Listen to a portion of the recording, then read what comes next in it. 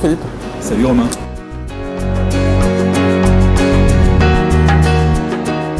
Alors la formation journaliste entrepreneur, on lance avec l'ESJ Pro. C'est une formation qui s'adresse principalement à des journalistes qui constatent aujourd'hui la situation dans laquelle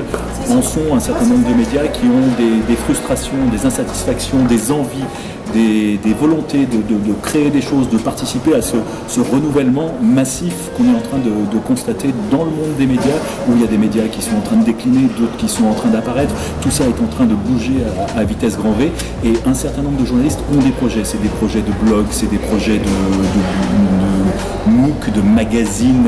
un peu de qualité, c'est des projets de sites, de projets de portails d'infos, c'est des projets de différents ordres, et les journalistes ont toutes les connaissances, les compétences nécessaires pour produire le contenu éditorial dans les domaines qu'ils connaissent et pour les publics qu'ils ciblent et qu'ils connaissent également. En revanche, bien souvent, les journalistes ont peu ou pas de formation sur la création d'entreprise. Et tout l'objet de cette formation-là, c'est de donner à ces journalistes les éléments de base, les fondations sur lesquelles ils vont pouvoir s'appuyer pour pouvoir lancer leur projet de manière la plus rationnelle, raisonnée, et en se donnant le plus de chances possible. Ça veut dire quoi? Ça veut dire pour eux qu'il va falloir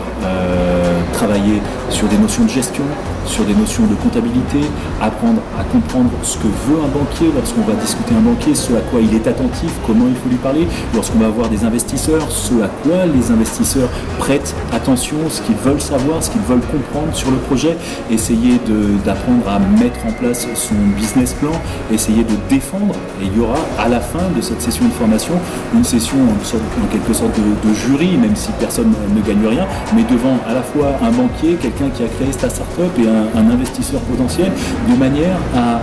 savoir si le projet qu'on défend, qu'on a mis au point, qu'on a mûri au cours de cette formation, s'il est crédible, s'il est solide et s'il est entendable par ces gens, ces partenaires avec qui on va devoir travailler maintenant. Et puis on verra aussi dans cette formation, il y a beaucoup d'experts qui vont intervenir sur des questions juridiques, que ce soit les questions de droit d'auteur, que ce soit les questions de forme que va prendre l'entreprise, des spécialistes qui vont intervenir aussi sur tout ce qui est